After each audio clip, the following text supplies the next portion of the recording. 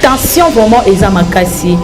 Bino boza na ngambu ya UNT mais boza na kati ya cash cap pour le changement. Tozo mona vraiment tension eza makasi na bande ko na biso ya FCC. Mais avant to kota non vraiment na likambo malamu tomoni bisika e bandela ki na Lubumbashi après matinée na bango pardon toyoka ki ndeko Shadari Kolobake retour avec force retour na kati ya terrain politique. To mona ki on dirait ba propos ango e bangisa ki bino parce que e agita ki binomi balé bandeko na biso ya UNT na batu ya UDPS. Batu balobio akozonga te soki aye akozala lisusu ete asala lokola sali 3e mandat article 220 et boyi mutu azala na 3e mandat na mboka na biso. Soki pe alingi azala président de la République il faut akufa abotama lisusu nde akoma président de la République mais ko botama na ye il faut aya na kombo mususu soki aya na kombo kaka ya Kabila akokoka kosala te parce que article 220 et kangaye aosala 3e mandat donc wana débat eza place wana te ata soki ba mati ba kiti au professeur Njola lobi nulle part eloko wana ekoki kosala na mboka na biso ndozi pouvoir oyo ndenge toza na pouvoir INC UDPS babieza pouvoir ya Kabila te bakabela mutu pouvoir te professeur Boshaba ebelo bakabela mutu pouvoir te le pouvoir bakabela kangote et puis basedaka mutu kiti te que basedele au pouvoir non soko ye na boyo na ko boya na bashi ke ba weza pouvoir ezelo kumsusu Elenga Congo Glody Diasika la mignonne hey la mignonne Tracy Mbelenga pro Tracy Mbelenga pro Kata. C'est un concept pour vraiment apprendre à chuchoter votre peau. La peau a besoin de la communication. La peau, elle n'a pas besoin d'être négligée. Chez Grasse Beauté Cosmétique Paris, nous travaillons pour la restauration de la peau.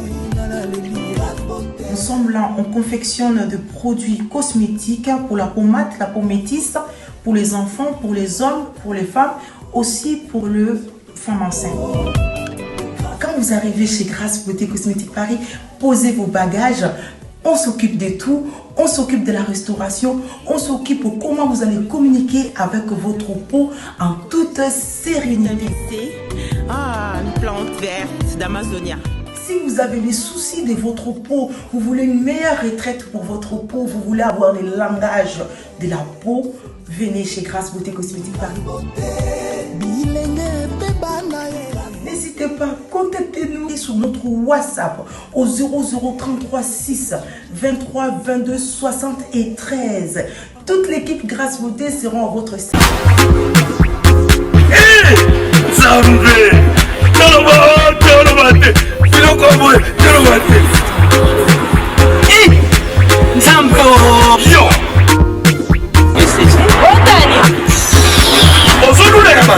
Il y a eu pas de comme bon. Na pomade awatoza. Na pomade awatoza. Les moitiés avec le kuma. On est osoma pomade naturelle awatoza. En ligne www.awatoza. Soit appelez au numéro 00 33 75 11 10 975. Bonne adresse, y'a Kosomba Pomade Awatoza, 70 rue Marcadet, 18e arrondissement, métro Marcadet, ligne 4. Pomade Awatoza, et Salamina Banambokaba Congolais, Nabantete Yamboka Congo, Bokeba Naburat. Pour la COVID Sabamole, nous payons Sinapetolo. Soma gamme ya pomade Awatoza, massé Yamona ma partie au Vimba. Si il y a 3 mois, on fait le résultat. Salut. La pommade est ça. Moi, ça n'a pas connu. Qui bocole. La pommade est ça. Mbote na bino balandi ya Elenga Congo, chaîne na bino, chaîne na biso, la chaîne de référence oyo vraiment ils allaient ramusala na biso ya mikoloniens. À chaque fois que je me retrouve devant cette caméra, je vous dis toujours que vous informer c'est notre devoir. Devoir na biso vraiment ils allaient couper Sabino ba news nyonso o ele karanakati ya République démocratique du Congo. Vraiment yango ils allaient ramusala na biso eza plaisir munene naza na ngoli susu mukola lelo koyeba ke boza tellement ebele bisika nyonso na Paris, na Belgique, na Suisse, na Allemagne, na États-Unis, vraiment bozo na biso sur www.elenga Congo, la chaîne de référence RTNT na bango kaka ndenge bino nyonso boye binga wa bino Dorcas Kapinga devant cette caméra ils allera toujours pour na musala wana na mona na sima gloire diake c'est l'homme noir vraiment tant bozo mona bilili kitoko boye bo pesa merci parce que ndazo kumbila vraiment masolo yango toujours dans le cadre de vous informer. Alors lelo naza vraiment na invité na ngai o na yambara moi mingi mais ça fait un peu longtemps tokutana vraiment lisusuté. Alors lelo na lingaki pena lukaye par rapport ya actualité o ezo le kanakati na mboka na biso. Mais avant tout nous présentons nos condoléances à la famille biologique et politique ya président honoraire du Sénat ou Aouti Koti Kabiso Léon Kengoa Dondo, que son âme repose en paix, pardon, que son âme repose en paix. Kuna na kati ya mboka ya Belgique, vraiment mes condoléances na peuple congolais nyonso o azolanda biso. Toujours na cadre ya ko informer bino ndeng na uté koloba tout à l'heure là, je suis là avec le maître aza vraiment na bakombo ebele hein. Koto babenga le fils légitime aza molobeli ya jeunesse ya UNC petozo mona ye vraiment koto ya ba motocycliste azokumbela ngo vraiment malamu avant notre kota non vraiment dans les vifs de notre émission na ngena na yeba maître Basine Poyo, je vous salue. Merci pour ta salutation madame Kapinga. Mais tozo mona na bilili organe nabino bo simbeli moi bi côté ya ba moto vraiment tout le monde ngo ekota na vitesse mo makasi parce que et comme koloba ma partout boza wana nande kona yo Douglas que je salue en passant bozo kumbela vraiment masolo ngo puissance eza makasi côté kuna eza ndengeni. Merci pour la mutuna na yo ya mbona répondre la mutuna na yo wana nde nazali kopesa mbote na ngai pa mokonzi na biso ya Union pour la nation congolaise de Dr Vital Kamerhe. Ye muta sepela ki asa la partie oyo na bandeko mususu et que biso pe bilenge to yaki kokota na vision na ye yango zo comprendre ozo mona to adhérer na vision papa na biso makambo nyonso veka sala kaisimbaka yango balobaka tel fils tel père biso pe yango migolo babenga biso ba motocycliste c'est toujours puissance mo pepe asike na INC soko lobi lelo base kita to bindika singa bona base plus ya 200 300 400 moto baye donc pas na biso ko komeza te moto ça dans mikolo za système yake moto ezo peleza moto courant soko meki ko bomba ngona mai et pela sous makasi donc to ça na service ya parti to ça wana pona ko biso to ça nouvelle génération to ça musala kitoko to ebige lobby ça ko promettre donc ko banga te lobby monike Maître Basile place moko boye donc musala na biso ezo monana muto moko akoboya ngwasa te. Nouvelle génération oui tozo mono déjà aux jeunes mais ezo ka musa ba charge ozo simba na kati ya INT ozo banga te. Omani ba charge ba pesa biso par rapport à compétence na biso to banda ki bana mike yango babenga biso les fils légitimes to bandi na INC ti tozo kola na INC to asimi ba fonction belé ti lelo do continuer do simba ngo. Tu es bien moi politique na kati ndako ya Vital Kamerhe donc to se sengo to s'entourer na bato mayele moni mutu soka fani na mutu mayele akoma akape mayele to soka ta ko réfléchir na côté docteur Sele na bandeko mususu yango so mona kito kende liboso donc to éviter to kota la polémique. Alors to zape déjà na sangama wa président honoraire ya Sénat ki biso mo maloba et je sala biso pasi biso to sala bato to sali droit Kengo donda comment mercurial moko oyo ba juriste belé ba consulta kango tango zayi procureur professeur asala makamba malamu na côté wana et puis plusieurs fois premier ministre président du Sénat azali icône pour na mboka na biso mes condoléances à toute la famille biologique famille politique et puis tous allons compatir na bango nous sommes ensemble et puis nous sommes contents et conscients na musala o ya sala pona mboka nzambe yemoko ayebi ayebi biskani ni ya kusala. Alors tokota vraiment na masolo na biso parce que balobi mikolo yo tension vraiment eza makasi bino boza na ngambu ya UNT mais boza na kati ya cash cap pour le changement tozomona vraiment tension eza makasi na bandeko na biso ya FCC mais avant to kota non vraiment na likambo malamu tomoni bisika ebandelaki na Lubumbashi après matinée na bango pardon toyokaki ndeko Shadari Kolobaki retour avec force retour na kati ya terrain politique tomona ki on dirait ba propos ango ebangisaki bino parce que et agitaki bino mibale bandeko na biso ya UNT na batu ya UDPS. Merci pour la mutuna na yo. Outi koloba ete agitation salaki makasi na côté ya cash na FCC par rapport à la déclaration ya mwana mboka Shadari. Mais peuple congolais asa na député. Peuple congolais a une histoire ya mboka surtout 2006 stilelo congolais nyonso aolande la politique makasi. Omoni na époque obiso to komeli na batu banda sala politique te na batu banda linga politique te bakomo lande la point sur point. Mutu nyonso avalala il fallait ba nini le kaki lelo na politique. Agitation ezali côté na biso te parce que biso nde toza na pouvoir cash nde aza na présidence nde zo gérer makambo nyonso biso tokoki ko s'agiter te. Toko répondre na mutu na wana boyo. Omoni mutu nyonso tango alekaka na média tango azali bosa batu alukaka loba po abeta mwelo moko po batu bacha ye mwaka.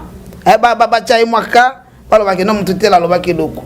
Rentrer ou to loba rentrer politique ya mwana mboka Joseph Kabila. Mais bon, tout le monde a rentré. Mais avant de rentrer, il faut pas que quand est-ce qu'il y a un congé. Il faut que Joseph Kabila, Azali, ancien président de Mboka Nabiso, a un congé. Parce que tant que vous avez une discussion entre FCC Cash, décision à Souka FCC,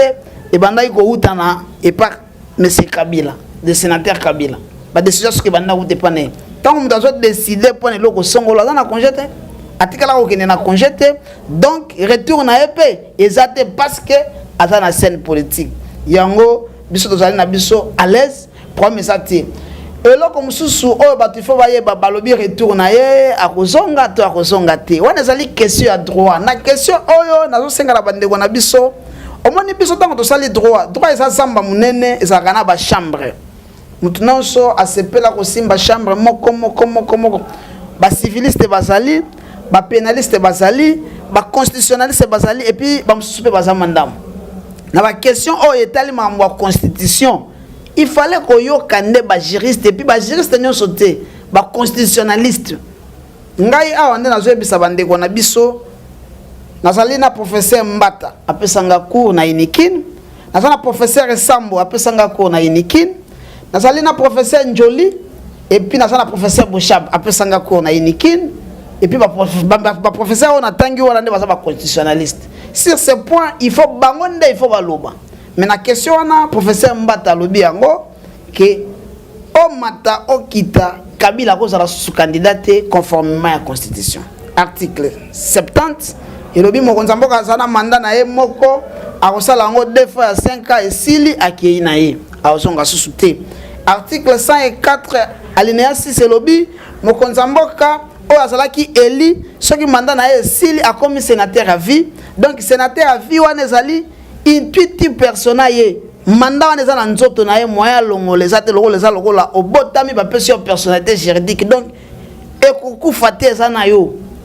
donc moya eloko wana elongo eza te asa déjà na mandat ntango tokei na article 6 ya loi portant organisation et fonctionnement ya baancien président de la république élu balobi ete kuna président o azalaka eli soki mandat na ye esili article 108 ya constitution eza ko s'appliquer na ye na article 108 balobi président mutu azana mandat songolo akoki kozwa so mandat mosusu te incompatibilité eza na article 6 na loi portant organisation et fonctionnement des anciens partis et les anciens présidents élus eza wana incompatibilité wana ezosala ye te mais c'est Kabila comme azana mandat akoki kozonga susu te na po wana il faut batu balanda oyo batika olayoka makambo oyo ezoloba malibanda nini tout ça bolandaka ba constitutionnaliste ngana za constitutionnaliste te mais nazo pesa point de vue par rapport ya déclaration ya professeur Mbata en tant que constitutionnaliste et la professeur Isambo batu balobio akozonga to akozonga te soki aye akosala lisusu ete asala lokola sali 3e mandat article 220 et boyi mutu azala na 3e mandat na mboka na biso. Ce qui peut aligner à la présidente de la République, il faut akufa abotama lisusu nde akoma président de la République mais ko botama na ye il faut aya na kombo mususu soka ye na kombo kaka ya Kabila akokoka kosala te parce que article 220 et kangaye aosala 3e mandat donc wana débat eza place wana te ata soki ba mati ba kiti au professeur Njola lobi nulle part eloko wana ekoki kosala na mboka na biso e ngana ko bakise sa ete ndeko na biso Shadari azalaka dauphin ya Kabila Félix Antoine Tshisekedi Tshilombo a gagné ki élection ya perdaki bango ba ko sala yeke baluka candidat na bango mususu base belé na yebi batu base belé batu maile baza kune belé à l'instar de mon professeur Luzolo Bambilesa bako pona pe candidat ba bando préparé na 2023 mais exactement passe on m'a dit que ça dans le pouvoir oh né dans un pouvoir INC IDPS pas bien ça pouvoir ya Kabila neto yoka te ba Kabila am pouvoir te professeur Boshaba ebelo ba Kabila am pouvoir te le pouvoir ba Kabila ka ngote et puis ba sedaka muto kiti te que ba céder au pouvoir non soko ye na boya olongo na ko boya na bashi ke ba weza pouvoir ezelo ko mususu ba professeur balobi ba professeur balobi wana bazali ya majorité donc bazo pesa pona ba protéger l'institution toujours le ba professeur musubalo na point oyo mutu oyo akoloba na minute oyo a contredire le professeur Mbata ezali professeur Bouchab ay bisabiso ay éclaircir biso boluka ndeni ni boyo ko sala pona ke bozo professeur Bouchab ay mettre un point de vue na tant constitutionnaliste total soka olobanini ou bien au contredire professeur Mbata si alobi toujours senga na professeur Bouchab aloba pe o ezali nde question ya batute ezali question ya science ezali question ya ko protéger mboka na biso donc tozali ate poto sitaka bakombo batu mais tozala posa to lakisa na monde entier que non au Congo ezana bato bazo réfléchir puis bato maile basale to sala la sentiment te ndeko na biso Kabila saki de mandat asilisaki alakisaki pe ba limite na ye fachi pa ya kosala pe ya ye ya kosala akolakisa pe ba limite na ye o pa koya le président docteur Vital Kamerhe koya olakisa pe ba limite na ye yango constitution elimita ba mandat parce que batuna bato banda ko succéder lelo soki Chine comme Chine parce que ba président ba leka France peut soki comme France ba président ba leka et puis à États-Unis malembe tout ça na 5e président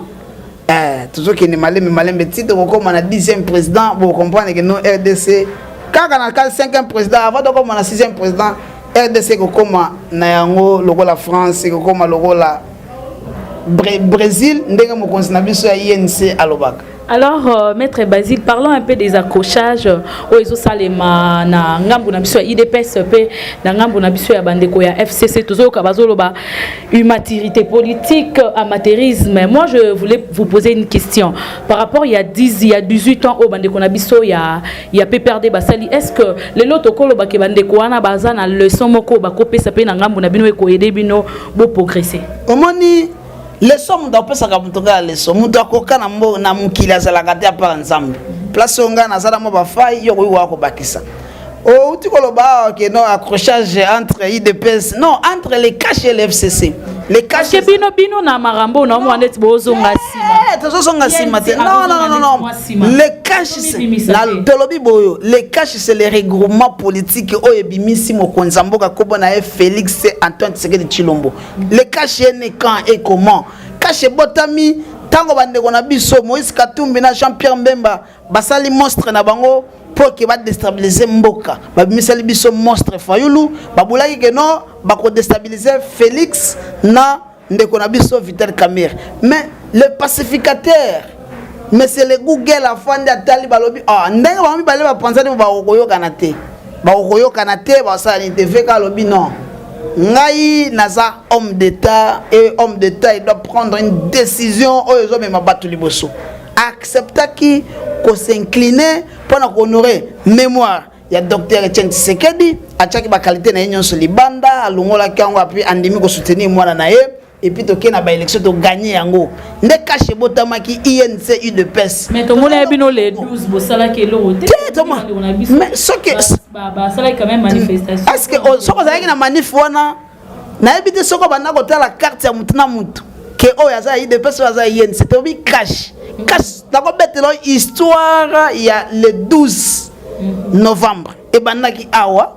na relaxation bilili na opeso bilili le docteur Sele Yemba o azali porte-parole ya ville ya Kinshasa na président na biso ya jeunesse Billy Kambale babengisaka biso na tongo décision wana bimaka le 11 babengisaka biso na tongo awa un certain lundi toya tosala réunion na David Mukeba le président IDPS ya jeunesse ya IDPS tosalaki awa mutu azwaka maloba ezali docteur Sele tosalaka ba déclaration libanda alobi ce n'est pas possible tokendaka na Afrique du Sud dotie ba principe et ça que deux personnes vont répondre na ba principe wana Vital Kamerhe na Félix Antoine Tshisekedi Tshilombo bango nde basalaki capable ya ko répondre na ba critères wana mais tokei kuna tomoni ba pesi biso biloko oyo biso banda zate yango to bimisaka eloko ya yoka base il faut président yoka la base tolobi non président na biso ba tout investir veka na congrès biso de pesi pouvoir représenter parti na biso azala pe candidat mais ke kuna ba ke ko so muto azana parti politique yebanité yemoko yebanité azana base te biso to kondima te yango to tumbaka pine awa na enseignement to kitaka pe na IDPS tango eloko wana salami président suite décision Vital Kamerhe tango ba yeko ya apesi espace na ye na télévision na ya ye Canal Futur apesi espace basa la émission ya yoka base batoyo misaka idée wana ezalaka ba communicateur à INC entre autres le docteur Sele Yemba basalaki eloko wana émission wana esalaka pendant campagne mobimba yoka base caméra yoka la base na ye facha yoka la base na ye cash eza eloko na biso toza fier na yango parce que to sali eloko des partis politiques sali eloko peut gagner pouvoir et ça passe oui mais na FCC va ça combien ba parti belé oui, mais la mouka va ça combien? Basé belé. Mais biso tu as biso 2 to gagner pouvoir. Donc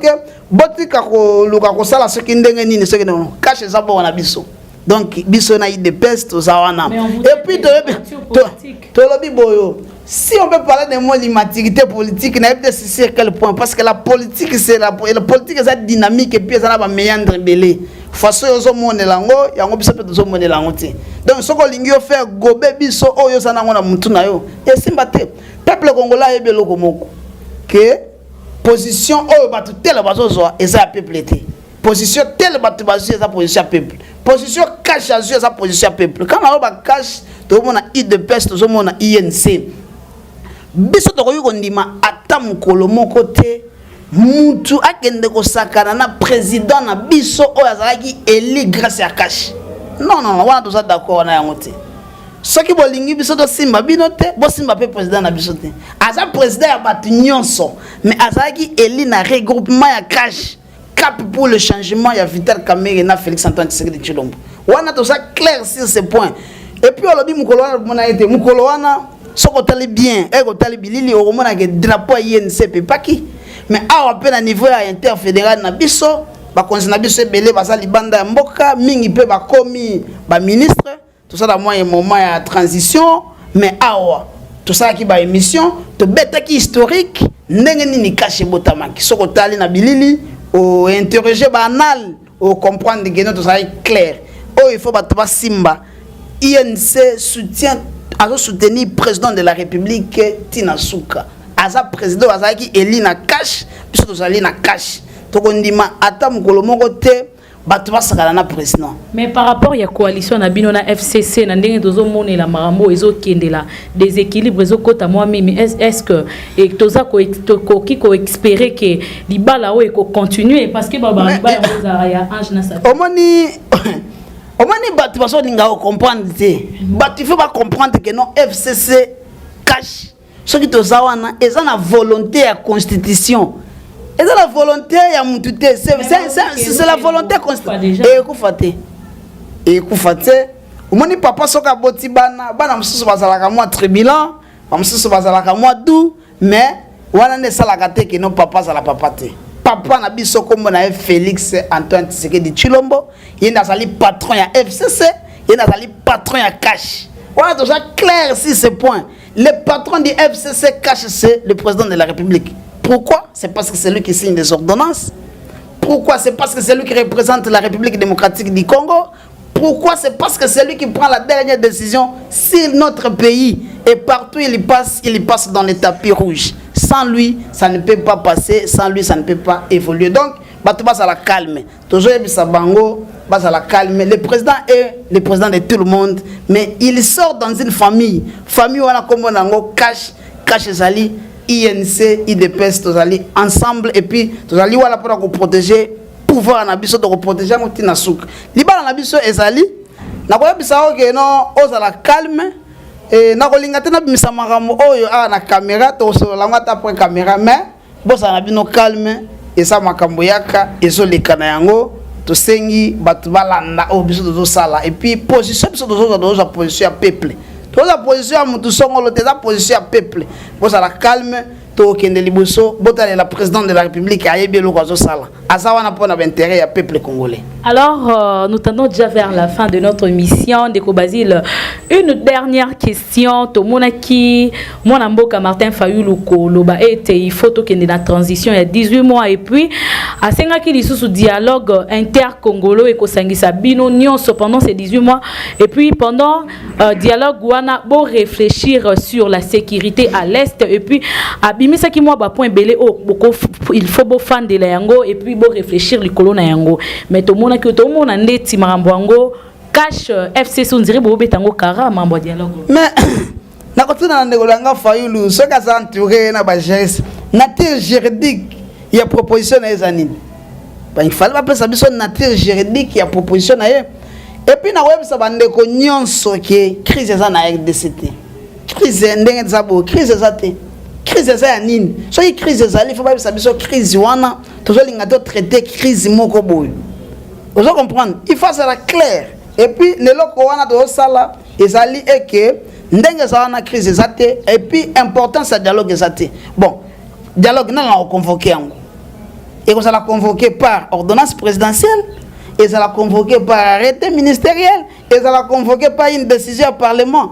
Sa proposition est un peu vague. Alors qu'on réfléchit, on a aussi un peu de réfléchir parce que tu es habité dans la convocation.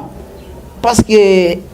dialogue ça l'a convoqué par l'ordonnance présidentielle ou bien tu es habité sur la matière, mais crise ça l'amboka na biso. Alors mais la sécurité, mais à ça en retard. Ce qui osa kota la RDC lelo et puis na est chef d'état-major et puis ka fanda na ben porte-parole ya FARDC et puis ka fanda na ben donc état-major on besoin na beni mikolo ba travailler makas coup de chapeau na FARDC na biso na musala malamu et puis kitoko bazo sala ba komi ko bazo dénicher ba couche nyonso oyo e chaka mbutu mutu na peuple congolais oyo chaka ba ndeko na biso baza na est mal à l'aise baza ko dénicher yango basali ko lokota yango malembe ti to koma ba décembre to konta année asika kimi ko salama donc président lobaki akobunda makasi pona cha sécurité o moni biso tant de na pouvoir makambo na biso nyonso to sengaki tozoko kisango malembe to lobai gratuité ko salama et salami te bisa ke bino to ko kote c'est la bino baso de mouton yango ne c'est comme déjà o etikala ko sala na mboka na biso te kala mingi te donc si maintenant tozo inaugurer ya liboso te bisa ka bino peke kimi ko mokota donc to kala mingi pete ko bote ko mofele na na RDC donc boza na bino calme mboka c'est changer yango to pesa ke regroupement na biso cap pour le changement yango essayer est-ce que to okende ko est-ce problème il y a description politique dans la mboka na biso ça sauter pour cacher à nez la raté prisonnier ta mon côté politique dans la cachon donc crise ezate matière autre ko lobela na dialogue et ça opportunité to ko senga na Fayulu comme ça député aboya ko siéger atinda likango na ya siéger azo ba proposition na ye o azo estimer de non ce que ça kinga inde député nangaki na sala yango après ça député on a passé député on a aussi ça 5 ans na percho à l'Assemblée nationale a ôté la parole te yo bien a ôté la parole te mais zo kambongo bakabula na Fayulu a même la gaye ba proposition Alexandre na percho kuna ba député on a 500 on a représenter RDC ce qui proposition na ezaki toko ba ko adoptango ba sali ordonnance président signé yango donc nature juridique eloko wana ezalité muto a reconvoquer yango alobi yango te et puis e kozalande esali inopportun donc tous ana pour ça na yango te mboke s'est changé à ce propos en 2023 to ko battre sous pe ki to ko makas. Alors ndeko Basile vraiment to komi na biso na suka moi maloba ya suka pona bayo bananda ki biso du début jusqu'à la fin maloba suka ezali ete biso dans un service à peuple. Félicitations à mon konzamboka Félix Antoine Tshisekedi Tshilombo na musala oyo azo sala alungwe France à en Allemagne mokonzamboka na biso le docteur Vital Kamere akendaki na forum ezaki na Afrique du Sud pour na investisseur déjà na ba contrat auto signé pont route rail Kinshasa Brazza projet à Inga et puis na pont bakosala na banana kuna côté ya Congo central makambo malamu esalami ba contrat ne se signame musala kitoko azozonga pe na mboka toza na service ya mboka et puis mboka na biso zakima et puis numéro na biso zali plus 243 81 63 28 494 base à la kimia patron ya regroupement FCC cash comme na FL Centre de Chilombo bana bazalaka na ndaku e moko pe basanelelaka et puis moko basongisaka ngo pe na normalité mikolo ezo ya boka moko na webiso moko na sima caméra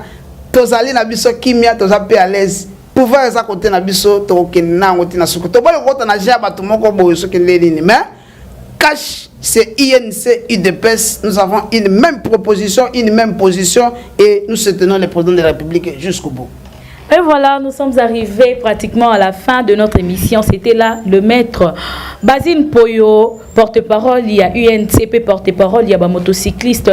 UNC, émission pourquoi pas Boloba, merci. Na Tracy Mbelenga, propre, na Mama Glody Diasuka, la mignonne. Merci Nabino Mingi, vraiment, pour na Moussala Oyo, opportunité Oyo, bozo pe sabiso ya koleka toujours sur www.elenga Congo, chaîne Nabi. Nos chaînes Nabiso, la chaîne des références, là je vois derrière la caméra, Gloire Diaké, c'est vraiment Moussala Malam, l'homme noir. Merci beaucoup, merci vraiment beaucoup. Vous êtes belé ou beaucoup Rabiso. Et puis bon, continuez, qu'on s'abonne massivement à la chaîne Nabiso Elenga Congo, la chaîne des références. Quant à moi, je vous dis au revoir.